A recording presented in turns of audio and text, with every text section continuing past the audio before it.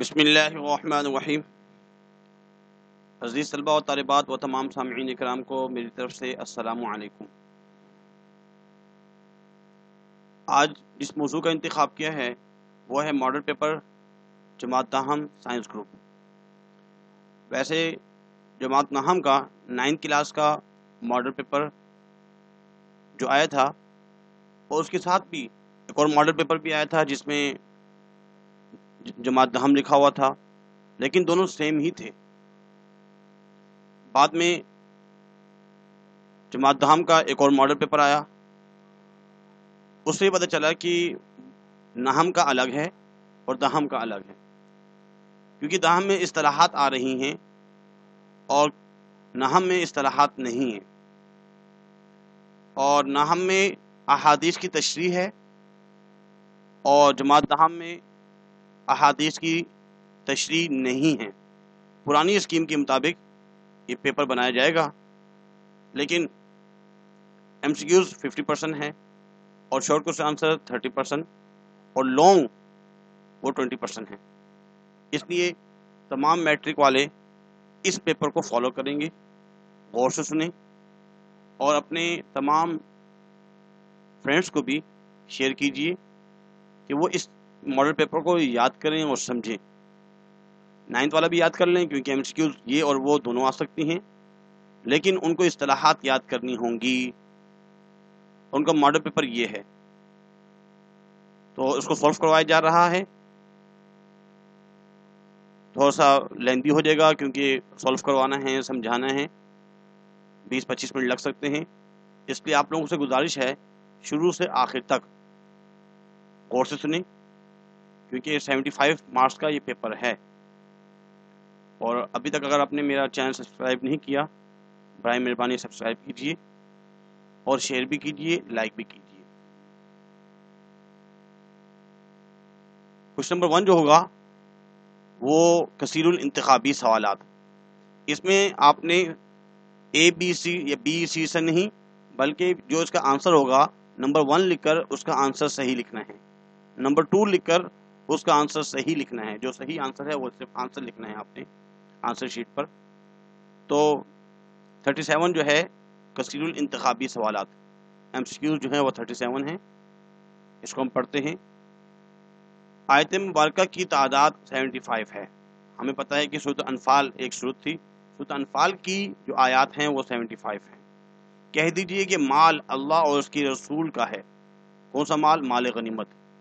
ٹھیک ہے، مال غنیمت کے بارے میں کہا گیا تھا کہ بھائی مال غنیمت جو ہے، انہوں نے پوچھا تھا کس کا ہے، تو فرمایا گیا تھا قل الانفال للہ قل الانفال للہ والرسول، مال غنیمت تو اللہ اور اس کے رسول کا ہے۔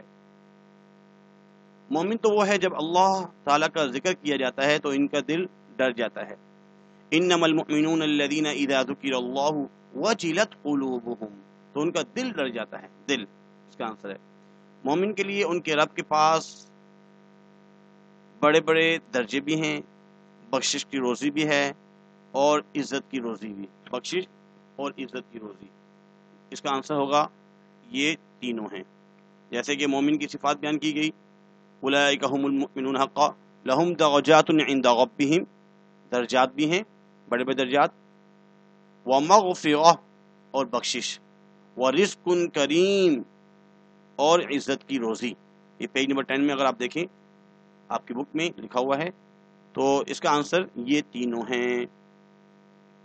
غیر ذاتی شوکہ، بغیر کانٹے کے، مردفین لگاتار آنے والا، لگاتار آنے والے، جس نے ردیف قافیہ، ردیف وہ الفاظ جو بار بار آ رہے ہوتے ہیں شعر کے آخر میں، اسی سے مردفین لگاتار آنے والے۔ مسلمانوں اور مشرکین کے درمیان پہلی جنگ غزوہ بدر ہوئی۔ غزوہ بدر میں مسلمانوں کی تعداد 313۔ میدان بدر میں دیکھ کر شیطان پسپا ہو کر چل دیے، کس کو دیکھ کر؟ فرشتوں کو دیکھ کر۔ وَلَمَّا رَأَتِ، جب دونوں فوجیں آمنے سامنے ہوئی اور اس نے جب فرشتوں کو دیکھا تو پسپا ہو کر چل پڑا۔ غزوہ بدر میں مسلمانوں کی تعداد مسلمانوں کی مدد کے لیے 1000 فرشتے نازل ہوئے. تغاءت آمنے سامنے، شغت بھگا دو، ایدہ اس نے تائید کی. اگر تم میں سے 100 قدم ہوں گے، ثابت قدم ہوں گے، تو وہ غالب رہیں گے 200 پر. مزد گزر چکی. کافروں نے چال چلی کہ نبی کریم صلی اللہ علیہ وسلم کو قید کر دیں، جان سے مار دیں، جلا وطن کر دیں. یہ تینوں، اس کا آنسر جو ہے یہ تینوں. آپ صلی اللہ علیہ وسلم نے ارشاد فرمایا تم میں سے بہتر وہ ہے جس نے سیکھا، یعنی کہ خیرکم من تعلم القرآن وعلمہ، جس نے قرآن سیکھا اور دوسروں کو سکھایا. بہترین شخص جو ہے جس نے قرآن سیکھا اور دوسروں کو سکھایا. مسجد محترم، مسجد حرام کے متولی جو ہیں وہ پرہیزگار لوگ ہیں، جو نیک لوگ ہیں اصل تو وہی متولی ہیں. کاتب وحی، وہی لکھنے والا. کاتب رائٹر کو کہا جاتا ہے، لکھنے والا، کتابت کرنے والا. حدیث میں دین کے ستون، نماز، الصلاۃ عماد الدین، نماز دین کا ستون ہے. غزوہ بدر میں جو کافر قیدی فدیہ نہ دے سکے، ان کا فدیہ مسلمان بچوں کو، یعنی کہ 10 مسلمان بچوں کو لکھنا پڑھنا قرار دیا کہ ان کو لکھا دیا جائے، لکھنا پڑھنا سکھا دیں. اللہ تعالیٰ نے انسان کو جسمانی نشوونما پیدا کی. اصل میں مادی وسائل جو ہے انسان کی جسمانی نشوونما کے لیے مادی وسائل پیدا کی تاکہ مادی وسائل استعمال کر کے اس کی بہتر جسمانی بھی اور فطری بھی نشوونما ہو سکے. اللہ تعالیٰ نے انسان کو ضمیر کی آواز عطا فرمائی فرق کرنے کے لیے. اصل میں خیر اور شر، ضمیر اس کو بتاتا ہے یہ اچھا ہے یا برا ہے. تمام آسمانی کتابوں کی تصدیق کرنے والی کتاب ہے قرآن مجید. قرآن مجید جو پچھلی تمام جو کتابیں ہیں اس کی تصدیق کرتی ہے. اللہ تعالیٰ نے انسانوں کی ہدایت کے لیے کتابیں نازل فرمائی. انبیاء پر کتابیں نازل فرمائی. اللہ تعالیٰ نے انسان کی کامل رہنمائی کے لیے مبعوث فرمائے، انبیاء علیہ السلام کو مبعوث فرمایا. قرآن مجید میں تفصیلی معلومات ہیں.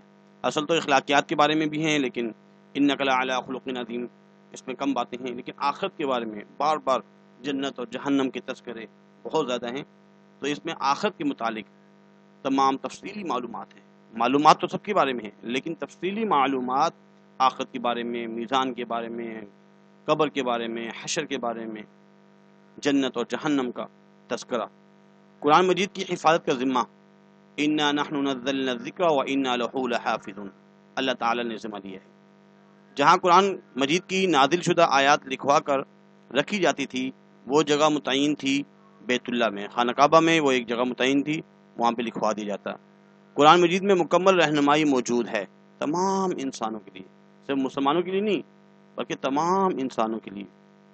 قرآن کریم پر عمل کے نتیجے میں اللہ تعالیٰ دنیا اور آخرت میں عزت و سرفرازی عطا فرماتے ہیں. اگر ہم قرآن پر عمل کریں گے تو دنیا میں بھی اور آخرت میں بھی اللہ تعالیٰ ہمیں عزت دیں گے اور سرفراز بلند مقام عطا فرمائیں گے.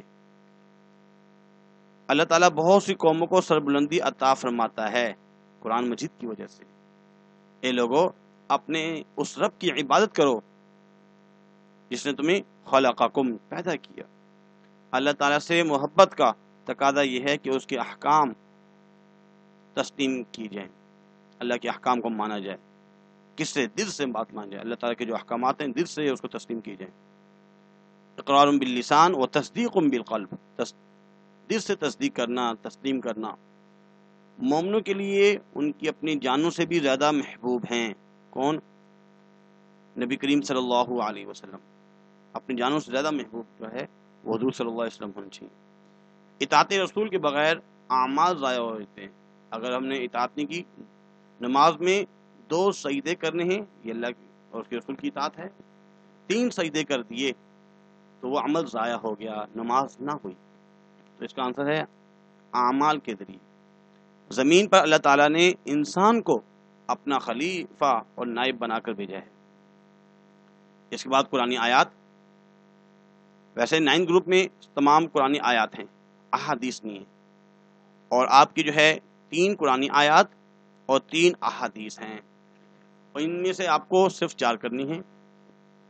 پہلی جو قرآن آیت ہے وہ اگر آپ کے پاس بک ہے، بک میں اگر آپ دیکھیں پیج نمبر 16 میں التمارین، اس میں جو السوال الرابع اس کا الف جو ہے یا ایھا الذین آمنوا اذا لقیتم الذین کفروا زحفا، لیکن پیج نمبر 14 میں لائن نمبر 3 میں اس کا آنسر لکھا ہوا ہے، درمیان میں دیکھیں یا ایھا الذین آمنوا، اے ایمان والوں، اذا لقیتم الذین کفروا، جب میدان جنگ میں تمہارا مقابلہ ہو، زحفا فلا تولوہم الادبار، تو ان سے پیٹھ نہ پھیرنا۔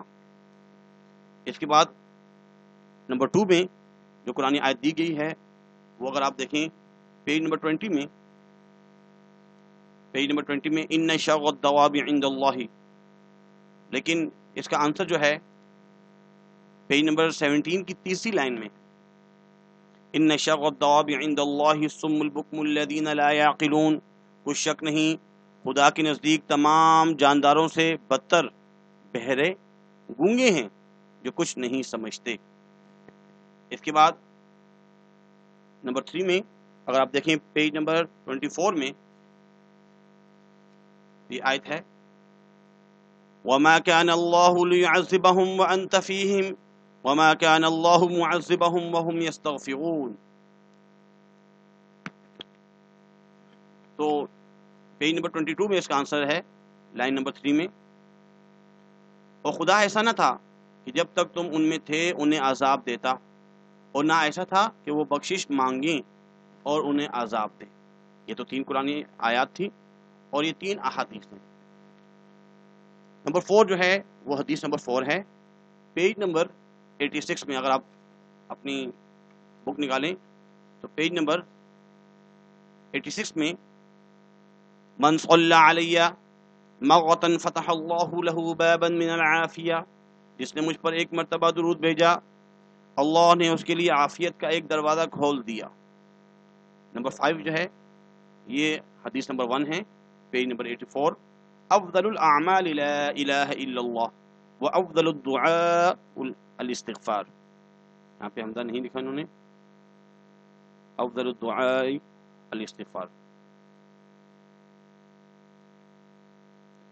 سب سے زیادہ فضیلت والا عمل لا الہ الا اللہ، اور سب سے بہترین دعا استغفار ہے۔ اس کے بعد نمبر 6 میں اگر آپ دیکھیں یہ آپ کی حدیث نمبر 20 ہے، اور حدیث نمبر 20 جو ہے یہ پیج نمبر 92 میں، پیج نمبر 92 نکالیے، آخری پیج نمبر 94، پیج نمبر 94 میں خیر الناس من ينفع الناس، لوگوں میں اچھا وہ ہے جو لوگوں کو نفع پہنچائے یا نفع دیتا ہے۔ اس کے بعد ہے اصطلاحات۔ اصطلاحات جو ہیں، پہلی جو اصطلاحات ہے، کیونکہ 4 اصطلاحات ہیں، ان میں سے آپ کو صرف اور صرف 2 کرنی ہے۔ پہلی اصطلاحات ہے وحی، وحی کسے کہتے ہیں؟ اصل میں 2 نمبر کی ہیں، آپ نے تھوڑا بہت لکھنا ہے، زیادہ نہیں لکھنا۔ ایک تو لکھیں گے وحی کے معنی یا لغوی معنی، چپکے سے کوئی بات دل میں اتر جانا یا اشارہ کرنا، ایک بات یہ لکھیں گے۔ اور شریعت کی اصطلاح میں وحی کا اطلاق اس کلام پر ہوتا ہے جو اللہ تعالیٰ کی طرف سے انبیاء و رسولوں پر اور انبیاء پر نازل ہو، خواہ وہ بذریعہ فرشتہ ہو، یعنی اللہ تعالیٰ کے جو احکامات ہیں انبیاء علیہ الصلوۃ والسلام پر جو نازل ہوتے ہیں، چاہے وہ فرشتے کے ذریعے ہوں، حضرت جبرائیل علیہ الصلوۃ والسلام کے ذریعے، یا کسی اور ذریعے سے، یہ وحی نبوت ہے اور انبیاء کے ساتھ خاص ہے۔ اصل میں وحی کے نزول کے 3 طریقے ہیں، یہ بھی آپ لکھ سکتے ہیں۔ ایک تو ہے کہ پردے کے پیچھے سے اللہ سے ہم کلام ہونا، جیسے حضرت موسیٰ علیہ الصلوۃ والسلام، یا خواب کے ذریعے بھی اس میں شامل ہے۔ فرشتے، یہ ہے پردے کے پیچھے سے۔ ایک ہے فرشتے کے ذریعے، حضرت جبرائیل علیہ الصلوۃ والسلام کے ذریعے جو ہے اللہ کا پیغام انبیاء تک پہنچانا۔ الہامی طور پر القاء ہو گیا، الہام ہو گیا، کوئی بات دل میں اتر جائے، تو یہ 3 طریقے جو ہے نا آپ نے یاد کرنے ہیں۔ اس کے بعد ہے خیانت۔ خیانت کے بارے میں اگر آپ جو ہے دیکھیں کہ خیانت سے متعلق ایک جو آیت بھی ہے اس میں خیانت کے بارے میں پوچھا بھی گیا ہے. اگر آپ دیکھیں پیج نمبر 19 میں ایک سوال آپ کو آیا ہوا ہے کہ سورہ انفال میں خیانت سے کیا مراد ہے. تو وہی خیانت والی تمام باتیں آپ اس میں لکھ سکتے ہیں. خیانت کی باتیں اس میں آپ لکھیں. لیکن نمبر 2 ہے خیانت. تو اصل میں خیانت کہتے ہیں کہ کسی کی چیز بعینی ہی اس کو نہ لٹانا، کسی کی امانت کو سیم ویسے ہی نہ لٹایا جائے، اس میں کمی کی جائے، اسے خیانت کہتے ہیں. اصل میں خیانت جو ہے اس آیت میں 2 قسم کی خیانت ہے. ایک خیانت جو ہے وہ اللہ اس کے رسول کی خیانت، اللہ اس کے رسول کی خیانت. اللہ اس کے رسول کی خیانت یہ ہے کہ اللہ اس کے رسول کے احکام پر پورا نہ اترے، ان کی اطاعت نہ کی جائے. یہ اللہ اس کے رسول کی خیانت، ان کے حکم ماننا مان جائے. اور دوسری جو ہے وہ آپس میں امانت میں خیانت. ہمارا جو ہے اس میں لکھا بھی ہے کہ وَتَخُونُوا لا تخون اللہ و رسول، لا تخون اللہ و رسول، اللہ اس کے رسول سے خیانت نہ کرو. اور وَتَخُونُوا اماناتکم، اور جو آپس میں آپ لوگ جو ہے امانت کرتے ہو، امانتوں میں خیانت کرتے ہو، وہ بھی نہ کرو، اور نہ اپنی امانتوں میں خیانت کرو. تو اس میں جو ہے جو آپس میں ہے اس میں مالی خیانت بھی آتی ہے، کسی کے مال میں خیانت کر دی، مالی امانت میں خیانت.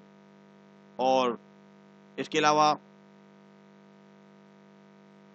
آپ نے کوئی عہد کیا ہوا ہے، ایگریمنٹ کیا ہوا ہے، عہد کی پاسداری میں خیانت، وہ پورا نہیں کیا جا رہا،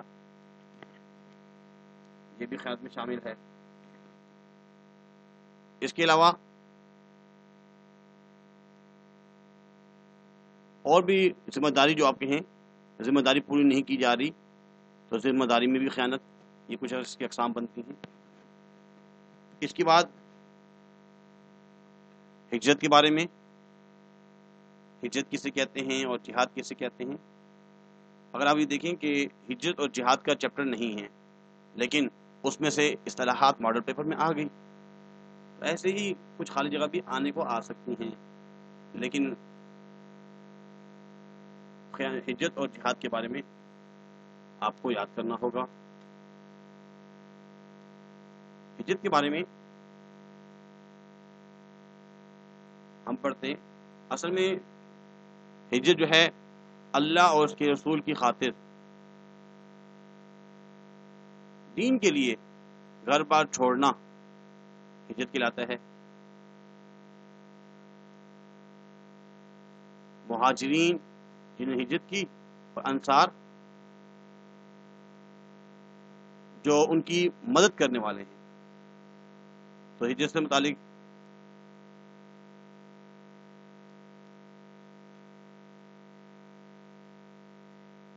یہ ہے ہجرت.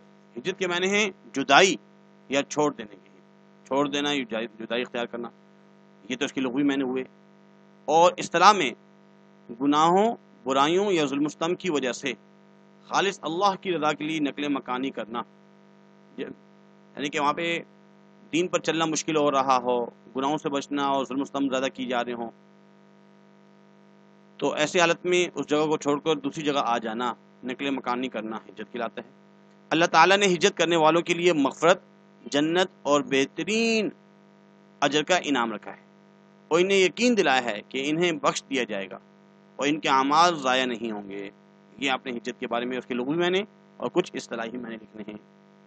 اس کے بعد اگر دیکھتے ہیں آپ جہاد کے بارے میں آیا ہوا ہے نمبر 4. تو جہاد میں آپ نے لکھنا ہے کہ جہاد کی لغوی معنی ہیں کوشش اور جدوجہد کرنا، اور شریعت کی اصطلاح میں حق کی سربلندی کے لیے ہر قسم کی کوشش، قربانی اور ایثار کرنا، اپنی تمام مالی اور جسمانی قوتوں کو اللہ کی راہ میں قربان کرنا، اللہ کے دشمنوں کے اسلام مخالف حربوں کو روکنا، بلکہ اگر اس کے لیے میدان جنگ میں آ کر ان سے لڑنا بھی پڑے تو اس میں دریغ نہ کرنا جہاد کرتا ہے. اعلاء کلمت اللہ کی خاطر، دین کی خاطر لڑنا. جہاد کی اقسام لکھیں گے. جہاد کی اقسام جو ہے جہاد بالنفس، جہاد بالمال، جہاد بالعلم اور جہاد بالقلم اور جہاد بالسیف، یہ تمام باتیں. اس کے بعد شارٹ کوشچن آنسر، اس میں آپ کو صرف 4 کرنے ہیں اور ایک جو ہے وہ 3 نمبر کا ہے. تو سوال نمبر 4 جو ہے، سورہ انفال کی روشنی میں تقوی کے کوئی 3 انعامات بیان کیجیے. اس میں یہ بات کی تقوی کے انعامات. اگر آپ دیکھیں پیج نمبر 24 میں، سوال لکھا ہوا ہے، یہ اس کا پہلا ہی ہے، اس سبق میں تقوی کے کیا انعامات بیان کیے گئے ہیں، اگر تقوی اختیار کریں گے تو کیا. تو اس کی 3 ہیڈنگز بنیں گی.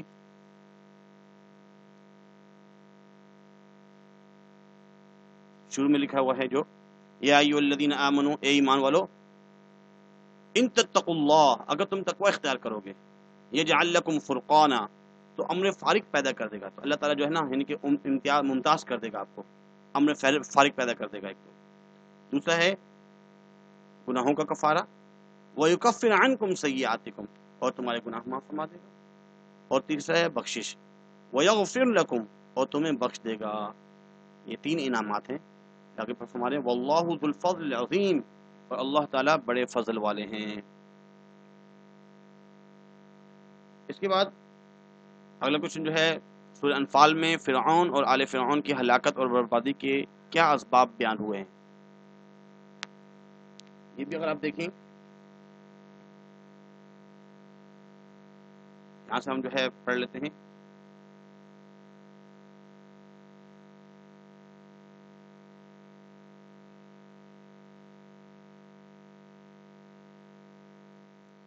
شارٹ کوشچن آنسر کچھ لکھے ہوئے یہاں پہ.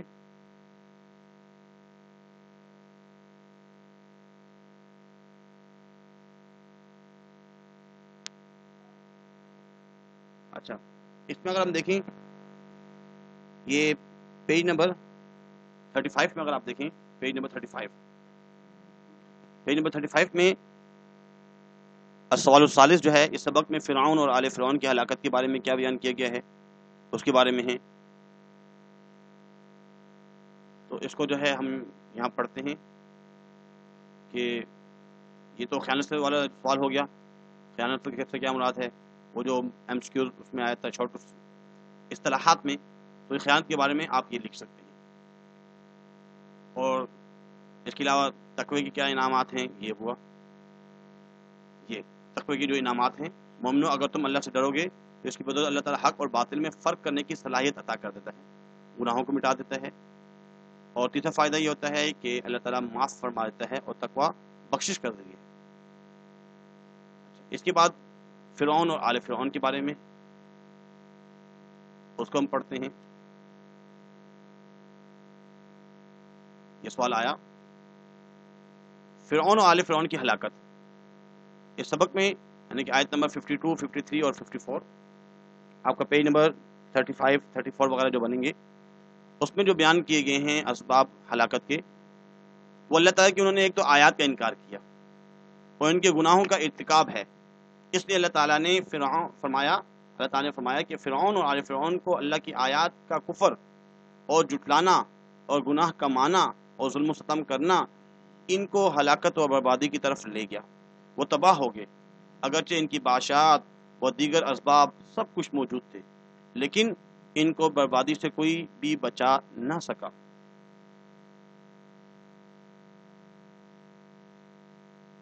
فرمایا گیا ہے کدأب آل فرعون، جیسے حال فرعونیوں کا، والذین من قبلہم، جو ان سے پہلی جو امتیں تھی، کیا کیا انہوں نے، کفروا بآیات اللہ.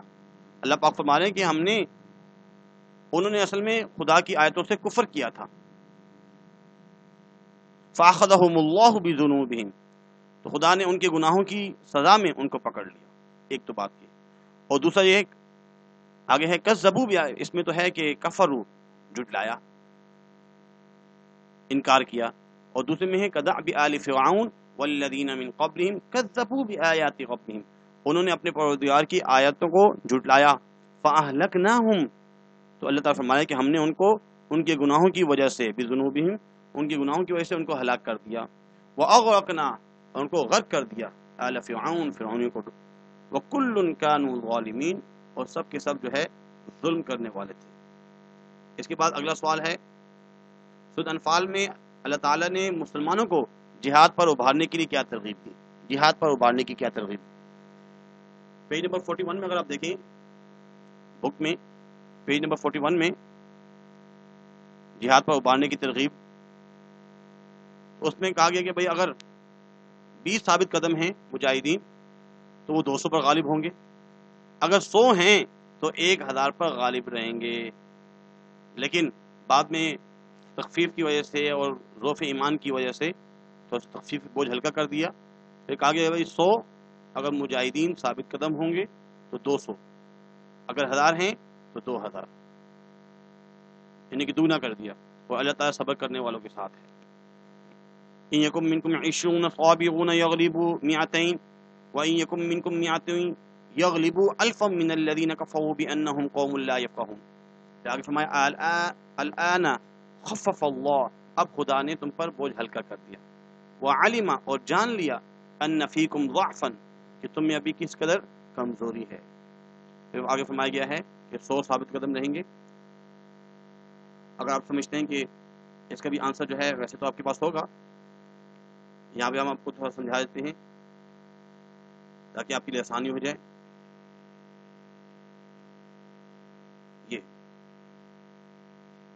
یہ اس کا آنسر ہے. اسکرین شاٹ لے کے اس کو بعد میں لکھ لیجیے گا، یاد کر لیجیے گا، آسان ہے. صاف بات، وہ جو بات بتائی گئی ہے وہ تمام باتیں اس میں لکھی ہوئی ہیں. اس کے بعد اگلا سوال ہے، اللہ تعالیٰ نے سورۃ انفال میں قیدیوں کے بارے میں کیا ارشاد فرمایا؟ قیدیوں کے بارے میں یہ پیج نمبر 44 میں،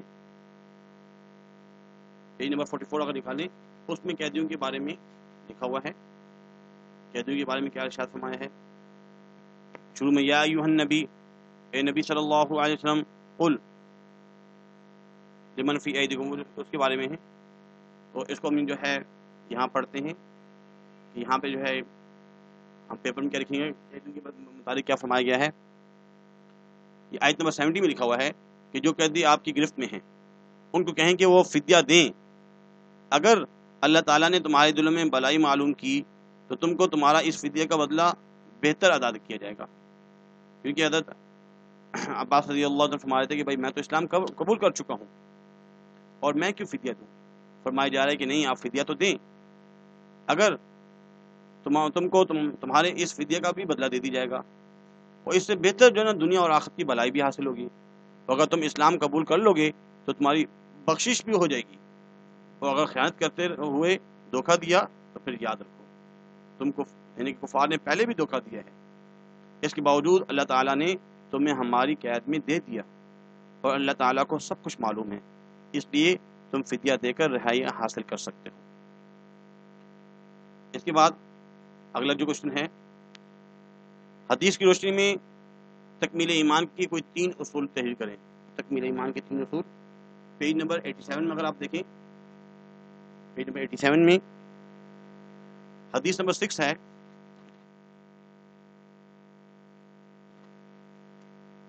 من احب للہ وابغض للہ واعطى للہ ومنع للہ فقد استکمل ایمانا. جس نے اللہ کے لیے محبت کی، اللہ کے لیے بغض رکھا، اللہ کے لیے عطا کیا، اللہ کے لیے روکا، اس نے ایمان مکمل کر لیا. تشریح میں اگر آپ دیکھیں تکمیل ایمان کے جو ہے نا پوائنٹ میں لکھے ہوئے ہیں اور تھوڑا سا آگے سے لکھنا ہے، یہ اس کا آنسر ہے. اس کے بعد ہے رشوت لینے اور دینے کی کوئی 3 معاشرتی خرابیاں تحریر کیجیے. اس کا آنسر جو ہے پیج نمبر 88 میں ہے، ساتھ ہی اگلے پیج میں الراشی والمرتشی فی النار. تو معاشرے میں کیا کیا خرابیاں ہیں، لائن نمبر 3 میں لکھا بھی ہوا ہے اس کے. جس معاشرے میں انسانوں کے جائز حقوق کی راہ میں ظالم اہلکاروں کے ناجائز مطالبے حائل ہو جائیں، وہاں امن و سکون بھلا کیسے قائم رہ سکتا ہے. ایک تو امن و سکون، تو اس میں جو ہے 3 معاشرتی خرابیاں بیان کرنے کا بتایا گیا ہے. اور جیسے کہ آپ کو معلوم ہے کہ تفسیری سوالات وہ قرآن مجید اور اللہ اس کے رسول کی محبت و اطاعت، یعنی قرآن مجید کے تعارف، حفاظت، فضائل، موضوعاتی مطالعہ، اللہ تعالیٰ اور اس کے رسول صلی اللہ علیہ وسلم کی محبت و اطاعت، اور نمبر 3 جو ہیں وہ علم کی فضیلت اور فرضیت کے بارے میں ہے. تینوں میں سے ایک سوال آتا ہے. قرآن مجید کے بارے میں آپ کیا جانتے ہیں، یعنی تعارف کے بارے میں آ گیا، اور دوسرا جو ہے اطاعت کے بارے میں، اور تیسرا جو ہے وہ علم کا مفہوم بیان کیا جا رہا ہے. تو تینوں کوشچن جو ہے نا بہت ہی آسان ہے، اس کو بھی ہم جو ہے تھوڑا سا دیکھتے ہیں، پڑھتے ہیں۔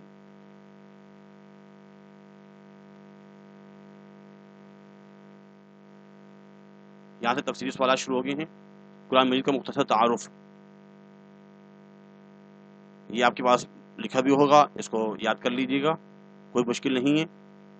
اس میں 3 سوالات ہیں، آپ نے صرف اور صرف جو ہے اس میں حفاظت کا نہیں لکھنا، کیونکہ حفاظت کا نہیں پوچھا، صرف تعارف پوچھ رہے ہیں اس میں،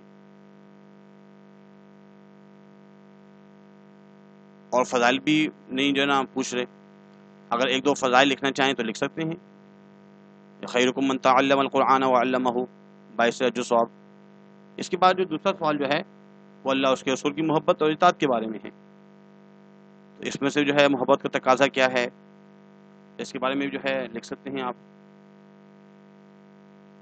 کیونکہ ٹائم بڑھ رہا ہے، اس لیے سرسری طور پہ آپ کو دکھایا جا رہا ہے کہ بھئی کیا آپ نے پیپر میں لکھنا ہے، ختم نبوت کا اس میں نہیں لکھنا آپ نے۔ اچھا، اگلا جو سوال جو ہے وہ علم کے بارے میں ہے، علم کے بارے میں، علم کی روشنی میں، قرآن کی روشنی میں علم کی اہمیت، علم کی لغوی معنی کیا ہیں، علم کی اہمیت کیا ہے، اصطلاحی معنی کیا ہیں، اور قرآن کی روشنی میں، احادیث کی روشنی میں، یہ تمام باتیں آپ نے یاد کرنی ہیں، بہت ہی آسان ہیں۔ امید کرتے ہیں کہ آج کا لیکچر آپ کو سمجھ میں آیا ہوگا۔ وقت کی قلت کی وجہ سے آج کا لیکچر ہم یہیں پہ ختم کرنا چاہیں گے۔ اپنا خیال رکھیے گا، اللہ حافظ۔ وما علینا الا البلاغ۔